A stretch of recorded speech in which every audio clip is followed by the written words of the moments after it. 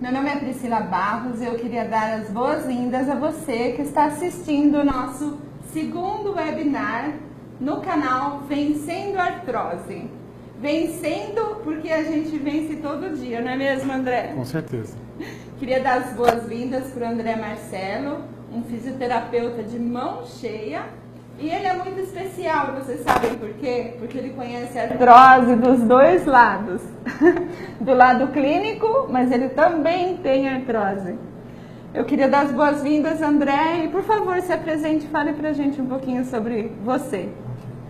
Muito obrigado, Priscila, pelo convite. Primeiramente, eu queria parabenizar a todas as mulheres pelo dia de ontem, principalmente a minha esposa Michele, que tanto me apoia e me ajuda. Bom, como você falou, eu sou fisioterapeuta, sou formado pela Unimep desde 1998, tenho especialização em fisioterapia desportiva e fisioterapia manual também pela própria Universidade Metodista de Piracicaba, tenho alguns cursos de aperfeiçoamento no tratamento de coluna, de joelho e quadril, e também tenho especialização em acupuntura. E bom, você também é atleta, né? Já fui, né? Hoje mais praticante de artes marciais, especificamente do karatê, já há mais de 25 anos. E também já fui atleta de competição, então conheço um pouco de cada lado, né? Do lado atleta e do lado profissional também. Então, André, a gente já vem divulgando esse webinar aí por algum tempo, né? Sim. E algumas das pessoas que nos seguem já mandaram até anteriormente algumas perguntas, né? Certo. Então, eu gostaria de saber de você. Eu não tenho aqui agora o nome das pessoas que mandaram essas perguntas, você me desculpe, mas nós vamos tentar responder todas as perguntas aqui.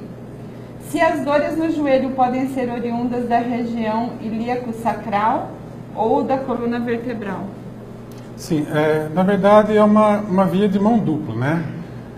Tanto o distúrbio, a artrose do joelho pode desencadear processos de dor lombar e dor na região sacroiliaca, como o inverso. Distúrbios ou falta de mobilidade, digamos assim, da região sacroiliaca e da coluna lombar podem alterar a maneira da forma como a pessoa se locomove e assim pode gerar distúrbios na articulação do joelho, tornozelo e membro inferior como um todo. Na verdade, como você fala, a gente tem um fio que vai do pé até a cabeça, né? Isso. Esse fio seriam as linhas de tensões, né, de toda a musculatura. São as famosas cadeias musculares ou os trilhos anatômicos, né, que acabam por vezes gerando um certo desequilíbrio nessa musculatura e ocasionando os desvios das articulações, desvios posturais que acabam acarretando esse processo degenerativo que seria a artrose. Uma das coisas que eu tenho aprendido muito, né, nessa minha convivência e luta com a artrose aqui, é que, sei lá, antes eu via muito, tô com dor no joelho, o meu problema é no joelho, né? E hoje eu entendo muito mais por causa de profissionais como você, né, que a gente tem que ver o corpo como uma máquina só, Sim. né? E que às vezes o joelho está doendo, mas o que iniciou o processo, ou o que causou aquilo, é um desequilíbrio em outra parte do corpo. O joelho, na maioria dos casos, pode ser uma consequência de um distúrbio que pode estar ocasionando no pé, na maneira que ele está pisando, tocando com o pé no solo. Ou algum desvio na musculatura, ou na região sacroiliaca, na região lombar, ou até mesmo começando na articulação temporomandibular, na articulação da ATM, a famosa ATM, que pode desencadear todo um distúrbio músculo-esquelético e gerando esse problema no joelho. Então, a gente procura enxergar o paciente de uma forma mais holística, mais global, né? Não enxergando só o joelho do paciente, tratando o paciente como um todo. Então a pessoa chega para você com dor num ponto específico do corpo, mas você vai analisar? Sim, a avaliação fisioterapêutica ela é uma avaliação onde a gente avalia principalmente a função. Então, se a função das articulações, se a função da musculatura está correspondendo com o que ele está se queixando. E aí, muitas vezes, a gente consegue detectar distúrbios à distância, né? Seria problemas à distância da queixa do paciente. Muitas vezes a queixa do paciente é uma consequência de outros fatores que já vinham acarretando problemas. Pessoal, não dá para ficar sem profissional, não. A gente depende deles porque a gente sente dor em um lugar, mas e daí, né? Por que aquela parte do seu corpo está doendo? Às vezes é uma postura errada também, sim, né? Sim. Ou um calçado que você usa que não é apropriado, né? Postura no trabalho, longas permanências na mesma posição. Hoje em dia, com o advento da tecnologia, a gente se tornou um pouco mais sedentário. Então, os trabalhos são mantidos sempre na mesma postura, ou muito tempo sentados, ou muito tempo em pé. E isso acaba gerando desequilíbrios, porque o ser humano ele foi feito para se movimentar. Não foi feito para ficar parado, né? Por isso essa falta de mobilidade acaba gerando esses problemas. Tem uma outra pergunta aqui que é a seguinte: quem tem artrose nos joelhos, é melhor se mexer, fazer caminhada ou ficar parado?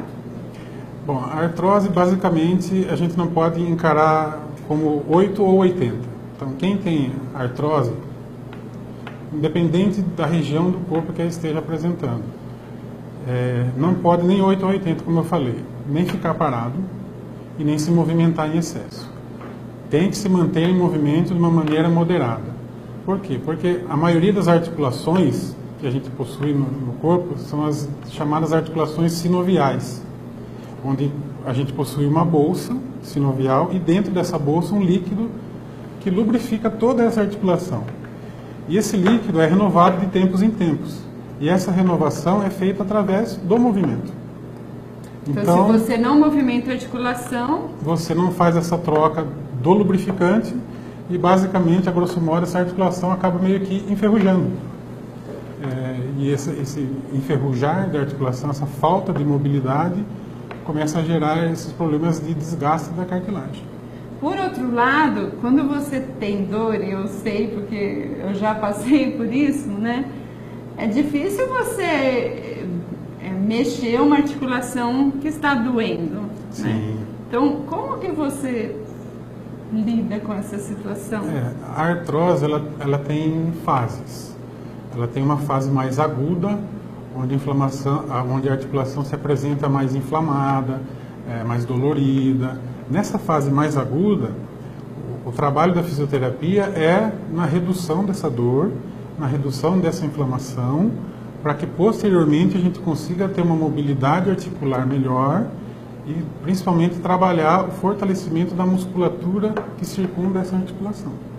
E assim, por exemplo, se você tem artrose no joelho, você também pode fazer exercícios isométricos que não vão necessariamente você ter que mexer a articulação, isso ajuda? Sim, os exercícios isométricos a gente utiliza mais na fase aguda, onde o movimento da articulação gera dor, gera desconforto para o paciente. Então a gente procura trabalhar os exercícios isométricos mais nessa fase inicial, onde não tem o que seria o exercício isométrico. Isso é uma boa pergunta. É um exercício onde não há o movimento, há a contração muscular, mas não há o movimento da articulação. Então ele consegue contrair a musculatura da coxa, por exemplo, sem ter o movimento da articulação do joelho. Ok? Então, a gente quer lembrar a vocês que estão nos assistindo que nós vamos sortear uma caneca igualzinha dessa do André, só que com o seu nome aqui, para aqueles que mandarem perguntas pra gente, tá bom? Esse aqui, vocês estão vendo aqui, está escrito Sintonia do Corpo. Deixa eu só fazer um parênteses aqui, André, para explicar para quem está assistindo, que na verdade, eu jamais imaginei que uma artrose no meu joelho ia gerar todo esse movimento na minha vida, né? Porque hoje tem pessoas que me escrevem do Brasil inteiro, eu já recebi e-mail do Japão, de Portugal, da Espanha, brasileiras que moram fora, né? Porque até agora os nossos vídeos estão em português, alguns até estão legendados, né? Mas o projeto tem crescido tanto e hoje nós temos 4 quadros dentro do nosso canal. Um deles é a Sintonia do Corpo, que são para osteopatas, fisioterapeutas, pessoas ligadas, ortopedistas, médicos no geral, né? Poderem contribuir com essas informações maravilhosas que você está passando agora para a gente. Muito bom. Além disso, a gente também tem outros quadros, né? Tem um quadro que chama Vida em Movimento, que são os educadores físicos que falam sobre exercícios, né? A gente não pode dar receita para ninguém, mas existe uma linha ou certos tipos de exercício que fazem bem para aquela pessoa que tem artrose, né? Nós também temos um quadro que chama Simples Assim, que são coaches que dão também essa perspectiva psicoemocional, né? Porque quando você tem dor, você também tem que ter esse respaldo, porque não é fácil conviver com dor, né? E além disso, a gente tem um quadro que chama Inspira-Ação, que é para inspirar as pessoas a agirem, né? Porque eu também vejo que muitas vezes quando você tem um problema assim, e eu passei por isso, às vezes você foca tanto no seu problema que você esquece de olhar para o lado e ver que tem outras pessoas superando e lidando com outras dificuldades também, né? Às vezes um problema até maior do que o da gente. Né? Sim, e às vezes você está tão focado e também só de você focar não te ajuda a resolver o problema, né? O problema continua ali, não é da noite para o dia. A experiência que eu tenho com a artrose é que é muito progressivo, né? Para algumas pessoas que me escrevem, eu falo muito sobre o trabalho de formiguinha, né? Que Sim. Funciona. Então Funciona não é mesmo. assim, eu estou com uma dor, hoje eu vou fazer uma sessão de fisioterapia, né? Que tem gente que já falou para mim, eu fiz 3 sessões de fisioterapia ou osteopatia e não resolveu. Até porque a artrose ela é um processo gradativo e cumulativo, ela não aparece da noite para o dia, ela leva anos para que se instale. Então, para que a gente consiga reabilitar o paciente, também leva um certo tempo. Também não vai ser da noite para o dia que você... vamos ver aqui que tem mais um... Segredo é paciência e persistência. Paciência e persistência, isso é verdade. Eu sei muito bem disso aí e você lida com isso todo dia, né? Sim. Com as pessoas que te procuram.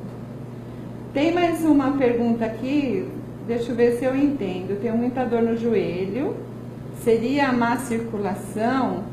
Eu estou fazendo infravermelho, o que seria bom? Seria importante ele procurar um profissional capacitado, né? Para ver de onde que está vindo essa dor no joelho. Porque a dor no joelho pode ter várias causas, né? Como a gente já comentou. Pode ser oriunda de uma pisada que está ocasionando esse desequilíbrio, pode ser ocasionada por distúrbios da região superior, né, da sacroiliaca, pode ser alguma lesão ligamentar, uma lesão meniscal, não somente uma lesão da cartilagem, que é a artrose, né? Pode ser também problema circulatório, porque na parte posterior da região do joelho passam-se muitos vasos, muita inervação, é riquíssimo aquela região, a região poplítea atrás do joelho, e alguns cistos também podem estar aparecendo ali, podem estar tendo alguma compressão e gerando esse déficit circulatório. Seria importante ele procurar o médico ortopedista ou o fisioterapeuta, né, para estar orientando o que ele pode estar fazendo. Em que caso você acha que deve procurar um reumatologista ou assim, tem uma linha, esse tipo de dor é melhor esse profissional, ou você vai num profissional e ele pode te indicar para o outro se ele achar necessário? Sim, comumente os pacientes procuram mais a tendência a ir ao ortopedista, mas há muitos casos onde a artrose se confunde com algum tipo de artrite, e aí seria mais indicado o reumatologista. Isso é uma boa pergunta. Aliás, né, existe esse problema com a artrose também. Algumas pessoas me escrevem e falam, tem um médico me falou que eu tenho artrose, outro médico falou que eu tenho osteoartrite. Isso é tudo a mesma coisa ou são patologias diferentes? Como? Explica pra gente um pouco. São osteoartrose, condromalácia, artrose, tudo isso, todos esses nomes são a mesma mesma coisa. Então não quer dizer que um médico disse uma coisa, outro médico... Eles estão falando a mesma São coisa. São termos diferentes para a mesma coisa. Artrose é diferente de artrite. Essa é uma pergunta boa também. O prefixo artro significa articulação. O sufixo ose, qualquer patologia que tiver o sufixo ose na frente, significa uma degeneração. Né? Então, aquela estrutura está tendo uma degeneração, uma espondilose. Esponde é relacionada à coluna vertebral. Ose, disco vertebral, né? Ose significa uma degeneração desse disco vertebral. A artrose, uma degeneração da articulação. O sufixo it significa inflamação. Então, artrite, uma inflamação da articulação. Otite, uma inflamação do ouvido. Cistite, uma inflamação nos ovários. Né? Então, a artrite pode evoluir para uma artrose. A artrite pode evoluir para uma artrose. E dentro da artrose a gente pode ter uma artrite, que seria a fase aguda da artrose, onde a articulação está inflamada. O inchaço, a vermelhidão, a dor, o calor, são sinais de inflamação. De inflamação. Então, mas geralmente a artrite é assim, uma inflamação... ela tem várias causas. Ela pode ser reumática, pode ser por um trauma, pode gerar uma inflamação por trauma, pode ser bacteriana, são várias as causas da artrite. A artrose não, a artrose já é um processo degenerativo que acontece com o tempo. Desequilíbrios musculares que acabam fazendo com que a articulação se mova de maneira irregular. Eu costumo falar para os pacientes que é como se fosse um carro mal alinhado e mal balanceado. Onde você começa a rodar e esse pneu começa a gastar muito num cantinho e começa a desequilibrar todo o eixo do carro, gerando problemas em níveis superiores. A artrose é mais ou menos assim também. Então, na verdade, era bom a gente calibrar de vez em quando e não esperar sentir dor para procurar um profissional. Lá no nosso centro, na nossa clínica, a gente trabalha com 3 aspectos, né, 3 setores, 3 núcleos de tratamento que a gente desenvolveu. A gente tem a parte especializada em tratamentos para a coluna vertebral, né? A gente tem o ITC vertebral trabalhando lá dentro. A gente tem a parte do CAMP, que é o Centro Avançado de Movimento e Performance, onde são tratamentos especializados para qualquer distúrbio do quadril, joelho e tornozelo. E a gente tem o outro setor de trabalho, outro núcleo, que é o Pilates, onde o Pilates acaba complementando todos os outros tratamentos. Nesse setor de núcleo de tratamento do CAMP, a gente tem uma avaliação inicial, que foi a que você fez, Sim. onde a gente detecta esses desalinhamentos. Então, a gente procura verificar através do software, análise biomecânica em 2D, onde a gente filma o paciente fazendo a caminhada ou a corrida, e aí a gente consegue detectar os possíveis desequilíbrios musculares. Então, a gente capta essa imagem, joga essa imagem para o software, e ali no software a gente consegue determinar quais angulações estão irregulares, e dentro dessas angulações irregulares, a gente consegue ver quais músculos são necessários serem trabalhados. Então, às vezes, assim, tem gente que fala, é só você corrigir o movimento, mas se você não tiver a musculatura forte para fazer o movimento certo, você não vai conseguir. Sim. É muito comum lá com a gente pessoas que falam, eu comecei a correr e aí eu comecei a sentir dor no joelho. Alguns cursos que a gente foi, muitos profissionais que dão os cursos falam assim pra gente, a gente não vai correr para se preparar. Tem que ser o contrário. A gente tem que se preparar para correr ou para fazer um exercício físico. Então a gente tem que ter a musculatura equilibrada para iniciar qualquer prática de atividade física. E não o contrário. Porque na verdade foi isso que aconteceu comigo, né? Que eu jogava basquete profissionalmente, e quando você joga profissionalmente, você tem um preparador físico, você tem aquela equipe que cuida da sua saúde. Sim. Aí eu parei de jogar profissionalmente e fiquei jogando como lazer. E eu achava que eu estava cuidando da minha saúde jogando basquete, né? E só quando a artrose chegou que eu percebi que eu não tinha preparado a musculatura para praticar o basquete, Sim. né? Então eu acabei forçando a articulação sem saber. Porque infelizmente quando a artrose chega, aí já desgastou tudo, já... Né? A artrose ela é um processo gradativo que vai evoluindo. Que o intuito do trabalho da fisioterapia é melhorar a qualidade de vida e reduzir essa degradação da articulação, evitar que essa articulação se degrade com o tempo, melhorando a condição de toda a articulação, de toda a musculatura que envolve essa região aí. Muito importante. Olha, você que pratica aí exercício de fim de semana, eu te dou esse conselho, viu? Vai ver bem como você fortalece a sua musculatura, porque depois pode ser tarde. A Ruth Alexandra está aqui mandando uma pergunta pra gente nesse momento. Boa noite, tenho artrose na coluna e discopatia degenerativa na C4 e C5 e espondilose incipiente. Ainda bem que tem alguém aqui de nós dois que entende isso aqui, né? Fui no médico geral e ele me indicou fazer natação e bicicleta, mas pouca informação me deu mais que isso. Que especialista aconselha? Seria indicado ela voltar para um ortopedista e procurar um serviço especializado em tratamento de coluna e de fisioterapia.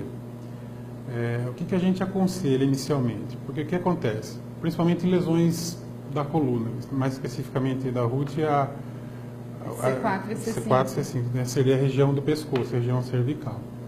Então ela está tendo uma compressão. Essa compressão é por desidratação dos discos intervertebrais.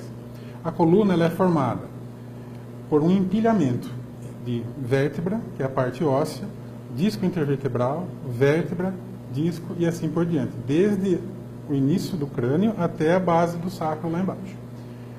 E esses discos, 80% dele é formado de líquido. 80%? Eu até brinco com os pacientes. Você pode até fazer um teste. A hora que você acorda de manhã, você vai lá e mede sua altura. Final do dia, você vai lá e mede sua altura de novo, chega a dar 2 centímetros mais baixo. Por quê?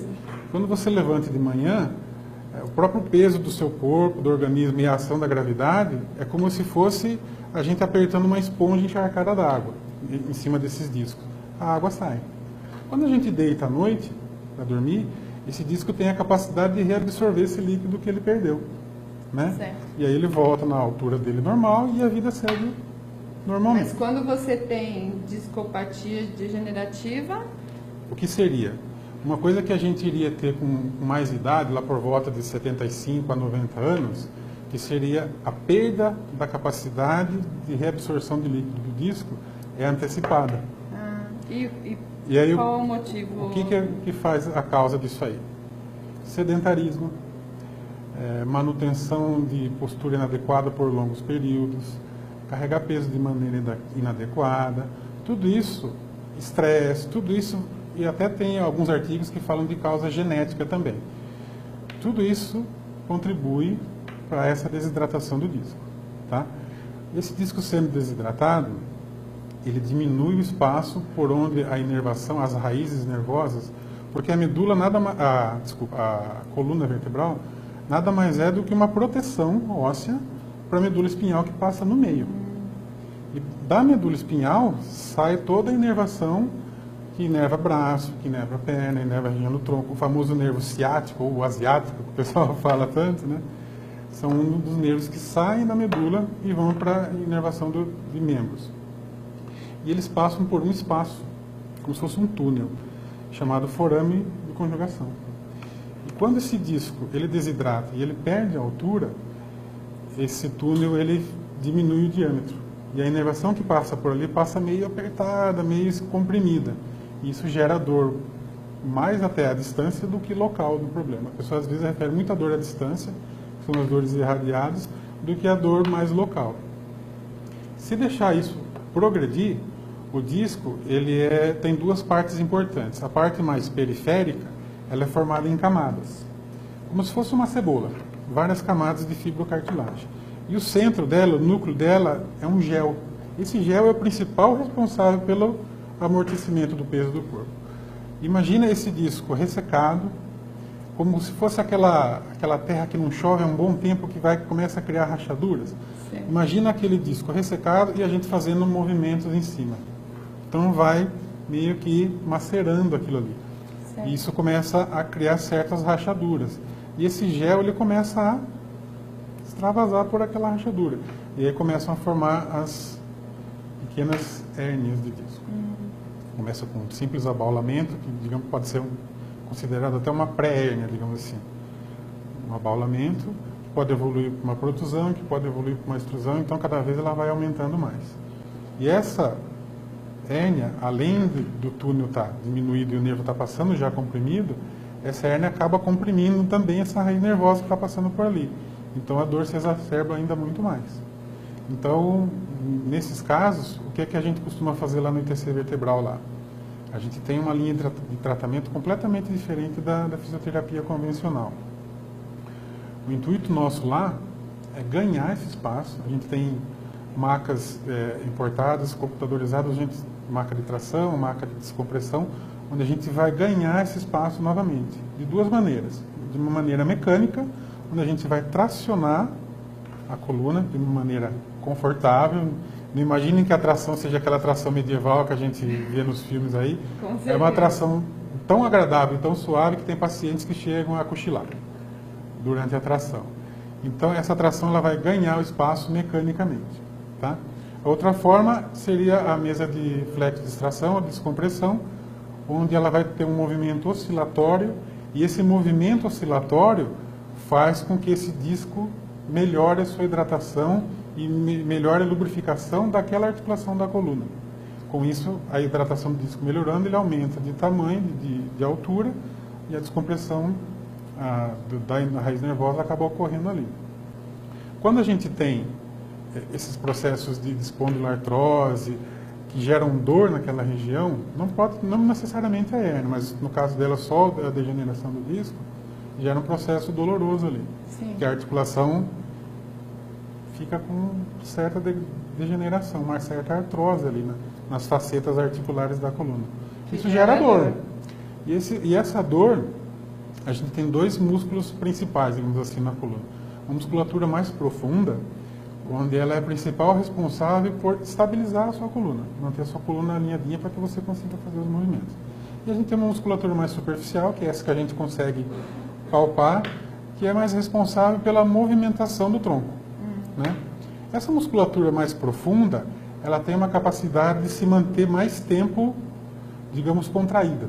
Ela tem um tônus que a gente chama mais, ela consegue se manter mais tempo contraída. A musculatura mais superficial, ela foi feita para contrair e relaxar, como a musculatura do braço. Sim. Então, se eu pedir para você segurar essa caneca por um tempo aqui, você vai segurar. Sim. Passou 10 minutos, vai começar a cansar, você tem que relaxar. Se movimentar para relaxar a musculatura.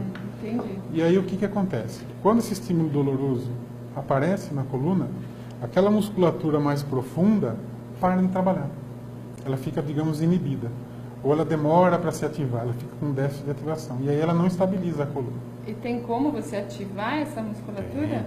Só que daí o organismo ele tenta suprir essa necessidade. E aí ele recruta essa musculatura mais superficial do movimento para tentar fazer a função. E aí ela fica sobrecarregada, porque ela não foi feita para fazer aquilo. E aí ela começa a entrar em espasmo, ela começa a ficar dura, fica rígida, e isso gera mais dor, que gera mais inibição naquela musculatura profunda, que gera mais espasmo nessa musculatura superficial, e fica nesse ciclo vicioso. É aquela pessoa que fala para você assim, eu tomo um tal medicamento, um relaxante muscular, um anti-inflamatório, melhora. Passou o efeito no medicamento, volta tudo de novo. Ou então eu coloco uma bolsa de água quente, ou vou no chuveiro, deixo a água quente que melhora. Passou aquilo, volta tudo de novo. Por quê? Porque esse ciclo não foi quebrado. Sim. Se relaxa momentaneamente aquela musculatura que está sobrecarregada, então alivia um pouco a dor por tabela. Só que daí tirou aquele efeito relaxante, a musculatura volta a tensionar e volta tudo de novo. E como que você pode fortalecer essa musculatura? A gente faz esse trabalho lá. Então, esse trabalho lá que a gente faz no ITC é melhorar esse espaço da articulação com as macas, as técnicas manuais de osteopatia, de fisioterapia manual a gente utiliza para realinhar alguns segmentos da coluna que estão bloqueados, que estão com deficiência de mobilidade, relaxar essa musculatura superficial que está tensa, com liberação miofascial, e aí a gente consegue diminuir ou até cessar esse estímulo doloroso. Certo. Feito isso, essa musculatura profunda está pronta para ser ativada.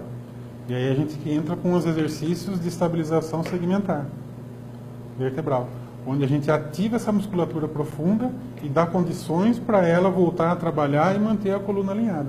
Então a gente quebra esse ciclo vicioso aí.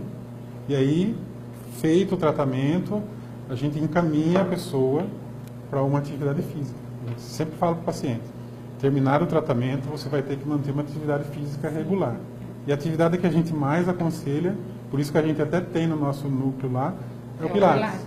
E o Pilates trabalha muito essa ativação do core, dessa musculatura profunda, trabalha a flexibilidade, trabalha a respiração, força de membro superior, de membros inferiores, mas sempre não esquecendo do trabalho da musculatura profunda da coluna. Então, aí a gente fecha o tratamento e a pessoa segue a vida normal. E é por isso que é trabalho de formiguinha, né? Sim. Porque você não muda toda essa situação, como você falou.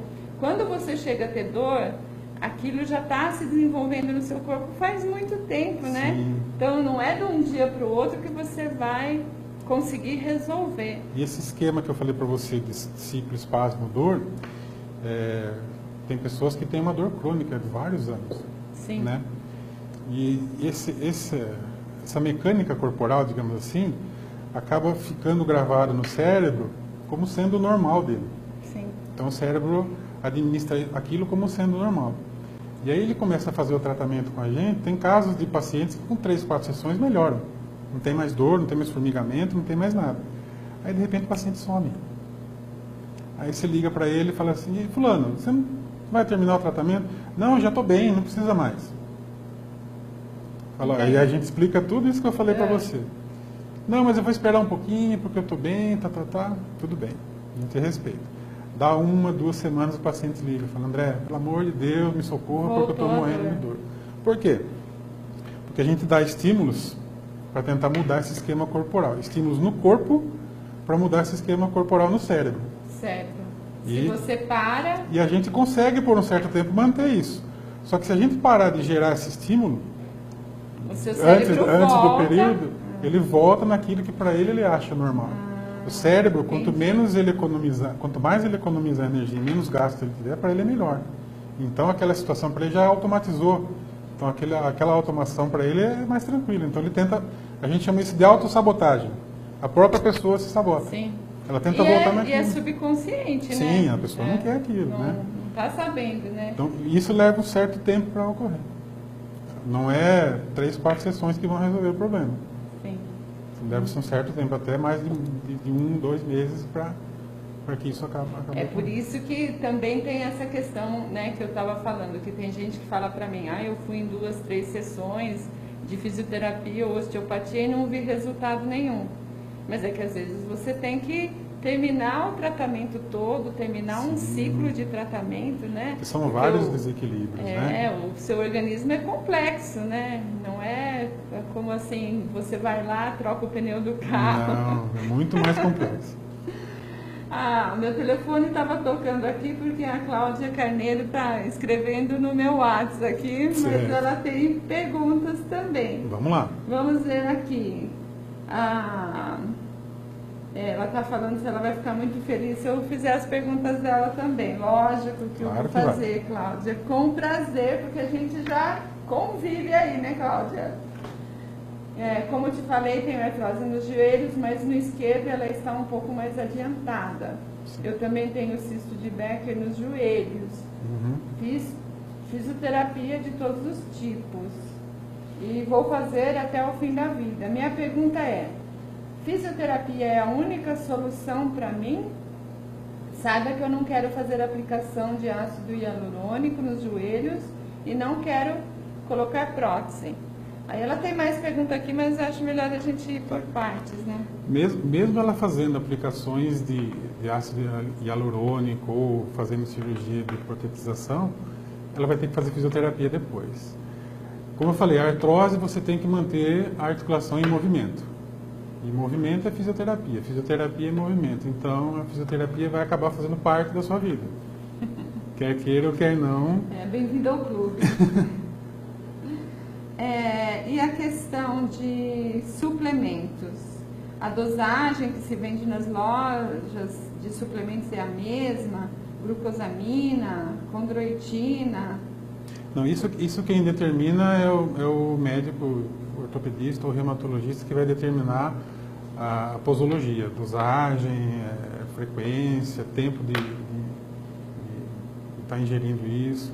Tem artigos recentes que eu andei lendo que fizeram comparação de pacientes que tomaram a glucosamina com condroitina e pacientes que não fizeram a ingestão, fizeram um follow-up, que a gente chama de um acompanhamento prolongado, e chegaram à conclusão de que não teve alteração nenhuma. Porque, hoje na verdade, se fala em C2. O C2 seria o colágeno, né? Também tem questionamentos. O colágeno é uma molécula muito grande para ser absorvida pelo organismo. É o colágeno hidrolisado, eles falam que seria mais...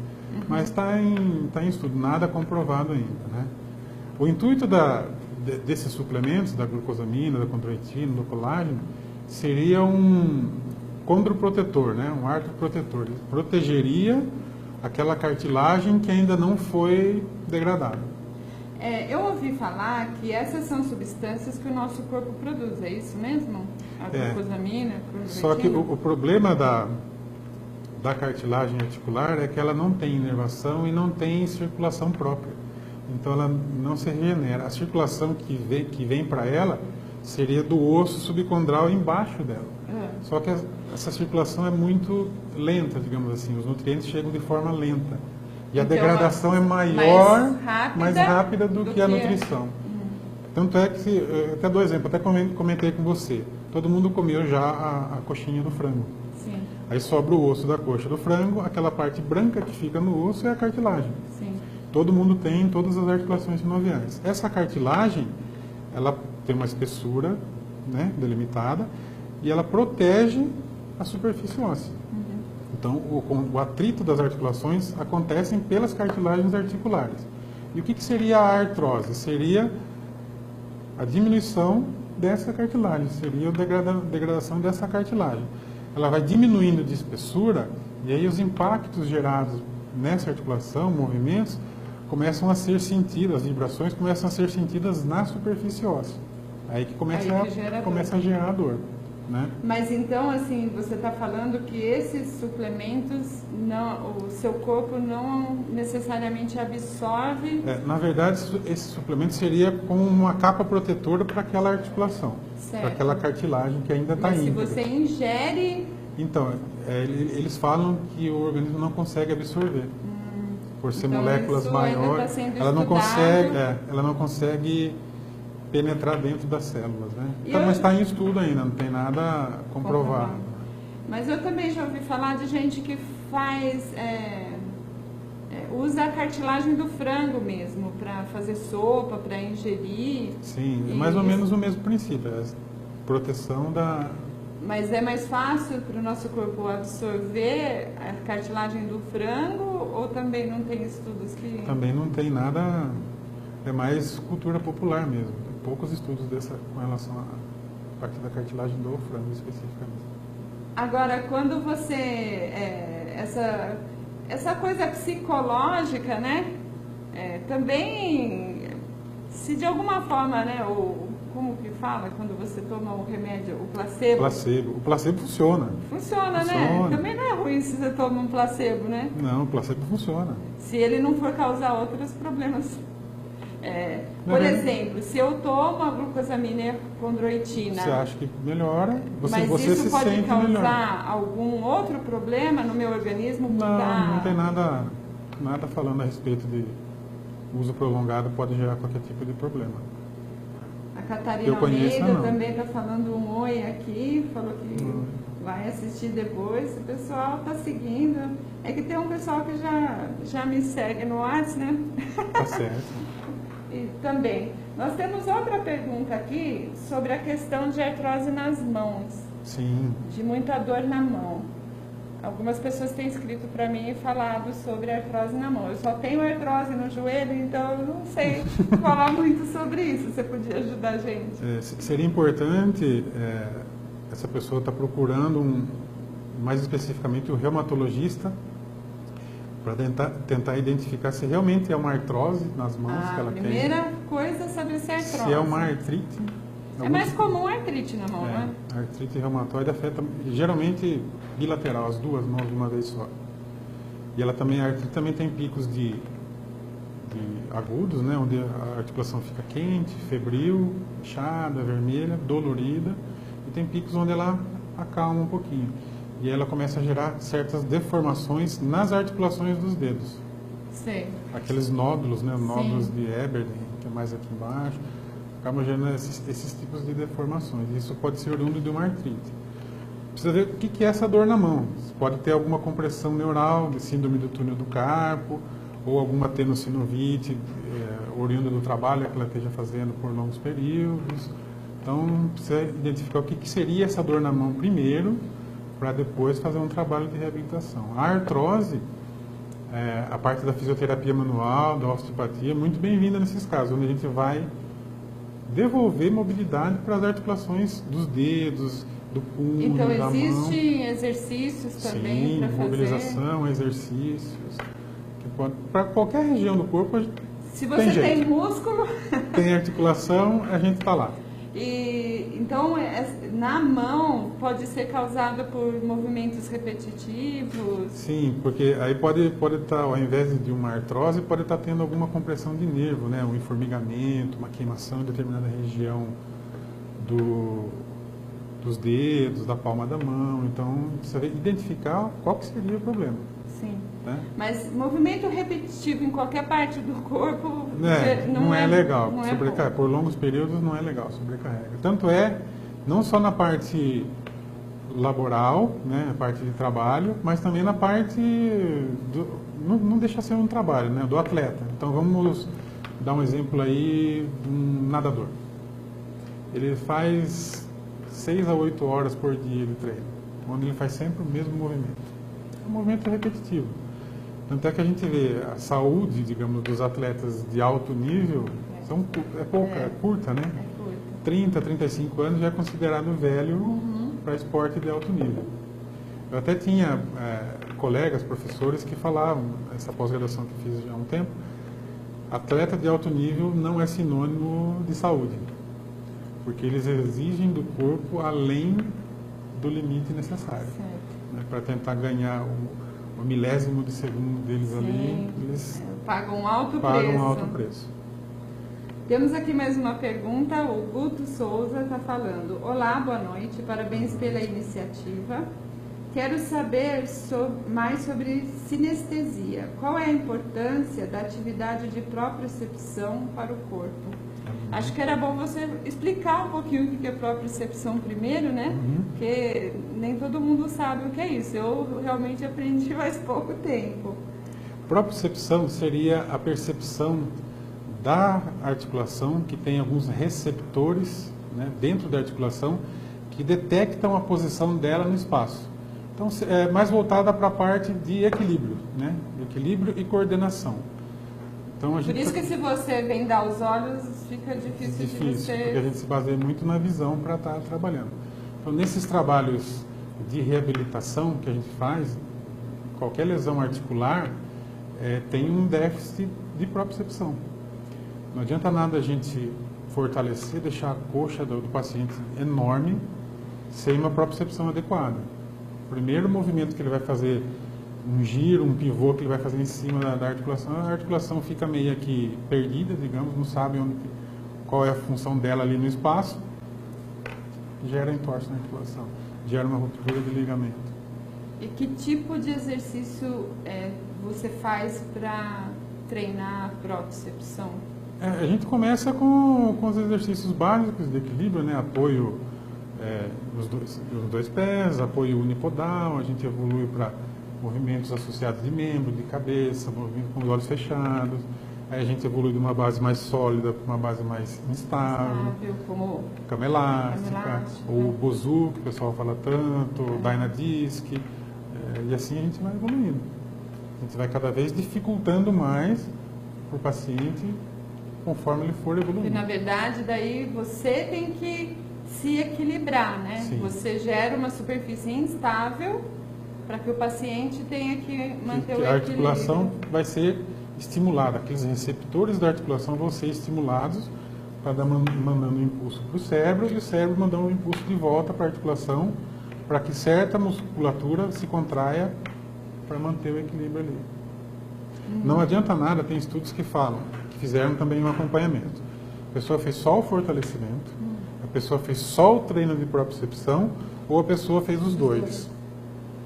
Só a propriocepção não é benéfica, não tem alteração nenhuma, não tem muito ganho. Só o fortalecimento é melhor do que só a propriocepção.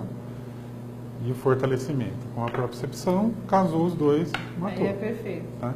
Então, entre a propriocepção e o fortalecimento, inicia com o fortalecimento. Certo. E aí a gente vai incorporando a propriocepção durante o fortalecimento. Tem uma pergunta da Priscila Barros aqui. Porque no meu caso agora vocês sugeriram, né? Orientaram, logicamente, usar a palmilha, né? Sim. Quando que isso é um procedimento adequado? Como eu falei para você, naquela avaliação que a gente faz do software lá no Camp, a gente consegue detectar como que está a sua pisada. A gente fala, ó, ela está pisando com o calcâneo mais para valgo, que seria mais para dentro, ou mais para varo, ela está com o joelho nessa posição, e aí a gente acaba vendo que pode ter uma influência da pisada no desalinhamento do membro inferior. Então, certo. O problema pode estar vindo de baixo para cima, digamos assim. Entendi. E às vezes a gente faz um tratamento, faz esse reequilíbrio muscular, mas a pessoa ainda tem aquela dorzinha persistente, tem aquela dificuldade de fazer alguns movimentos, e aí a gente casa com esse trabalho da palmilha, que seria um estímulo neurotransmissor que melhora a conformação da sua pisada. Ele não vai endireitar o seu pé, não vai corrigir o seu pé. Ele vai dar estímulos para que você pise de maneira correta. Seu pé não é que seu pé está torto, que seu pé está torcido. Não tem nada a ver isso. Ele vai dar estímulos para que corrija a descarga de peso do pé. E aí o equilíbrio se mantenha mais. É bem complexo, né? Mas se funciona... É diferente daquelas botinhas ortopédicas antigas lá atrás. Entendi. Aquela era dura, maciça, que mantinha o pé mais imóvel. A palmilha não, a palmilha ela dá toda a liberdade. Dá toda a mobilidade para você. Eu não entendo muito bem como funcionam esses estímulos aí, mas se funciona, a gente faz, né? Porque, principalmente na região do pé e das mãos, a gente tem vários receptores de tato, de pressão, esses receptores de propriocepção, tudo isso influencia na palmilha. Então a palmilha ela vai corrigir esses estímulos e melhorar a maneira que você está entrando em contato com o pé no solo. É muito interessante, é muito conhecimento, né? São muitos anos de estudo para poder estar dando essas explicações a gente está aí, constantemente, né, a gente está tendo que... Está sempre aparecendo coisa nova, então a gente tem que estar sempre se atualizando constantemente, né? É importante. Para o profissional da saúde, principalmente. E eu falo para vocês aí, viu? Se você tem artrose ou alguma coisa assim, a gente se atualiza aqui junto, né? Porque a gente também quer saber o que tem de novo aí no mercado, né?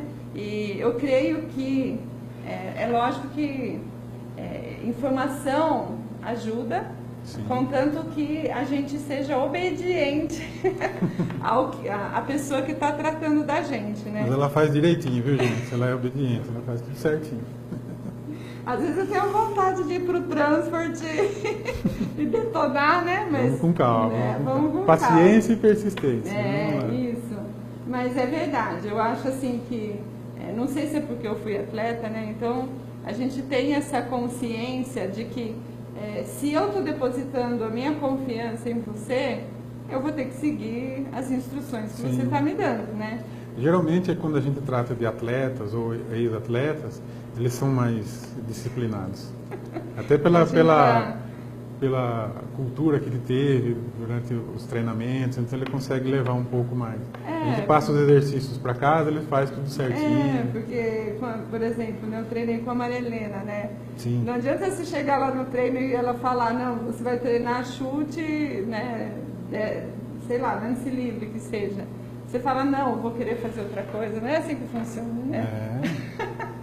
Você está ali para ouvir e seguir as orientações da autoridade. Então, eu tenho certeza que faz muito diferença também. Eu sei que às vezes é difícil, né? Você achar esse profissional de confiança, mas existe muita gente boa no mercado, verdadeiros anjos que eu já tive na minha vida, mas eu sei que o privilégio não é meu, não. Existe muita gente boa, eu tenho também conversado com pessoas que moram em outras cidades no Brasil aqui e que têm achado também anjos por lá, só que a gente tem que fazer a nossa parte também, né? Porque a gente pode ter uma boa orientação, mas ali no dia a dia, você que tem que estar se cuidando, né? Para fazer gelo cada 2 horas, faz gelo cada 2 horas e assim vai, né? Eu gostaria de agradecer muito, André, pela sua presença aqui com a gente. E eu queria pedir para a produção, né, porque como a gente falou no começo do programa, a gente vai sortear uma canequinha, que na verdade a produção já sorteou, entre as pessoas que falaram aqui para a gente sobre... fizeram perguntas através ou do YouTube ou do WhatsApp, mas que participaram aqui com a gente, né? Então, dentre todos os que participaram, a produção sorteou e a canequinha vai para o Guto Souza, tá bom? Guto, você ganhou uma canequinha Sintonia do Corpo, igual a essa aqui. E eu agradeço a participação não só do Guto, né? Mas de todas as outras pessoas que escreveram, não só hoje pra gente, porque teve gente que também já tinha mandado as perguntas antes do webinar acontecer. E eu também tenho uma notícia muito boa para dar para vocês. Eu já vou anunciar para vocês o nosso próximo convidado. Agenda aí, pega uma caneta, põe no seu celular, dia 4 de março, não, 4 de abril, 4 de março já passou. 4 de abril nós vamos ter aqui um médico anestesista falando de dor, o Dr. Rogério Castro. Ele vai estar aqui com a gente e a gente vai discutir um pouquinho aí sobre essa coisa que incomoda tanto, que é a dor, né? A gente só valoriza o corpo tranquilo, do jeito que a gente tem. Dizem que o nosso corpo é bom quando ele é silencioso, né? Se faz barulho, a gente... Mas a dor, ela é benéfica. Ela é um alarme indicando que alguma coisa não está correndo conforme o combinado, né? Sim, então ela é importante. Mas é muito difícil quando você... Quando essa dor, ela perpetua. Esse é o problema. E muitas vezes você não sabe o que fazer com ela e você procura vários profissionais. E uma das dificuldades que eu tenho, André, é que realmente, assim, muitas vezes há conflito de orientação de um profissional para o outro, né?